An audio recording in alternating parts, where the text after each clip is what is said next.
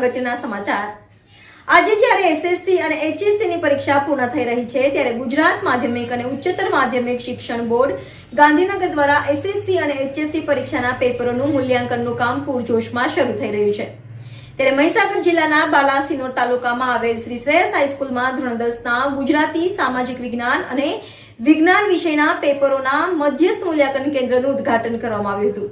તેમાં મહીસાગર માધ્યમિક શિક્ષણ સંઘના પ્રમુખ શ્રી નિલેશભાઈ પટેલ, એસવીએસ બાલાસિનોરના કન્વીનર શ્રી ગિરીશભાઈ પટેલ તથા શાળાના ઇન્ચાર્જ આચાર્ય નીરુબેન પંડ્યા, વહીવટદાર શ્રી મહેશકુમાર એમ ઉપાધ્યાય તથા મહીસાગર જિલ્લાના ઉચ્ચતર માધ્યમિક શૈક્ષણિક મહાસંઘના પ્રમુખ કર્મવીર શ્રી ચૌહાણ અને વિવિધ શૈક્ષણિક આગેવાનો અને મહીસાગર જિલ્લાના 230 શિક્ષક મિત્રો વચ્ચેથી પ્રાગટ્ય કરવામાં આવ્યું હતું અને પેપર તપાસવાની કાર્યવાહી શરૂ કરવામાં આવી હતી।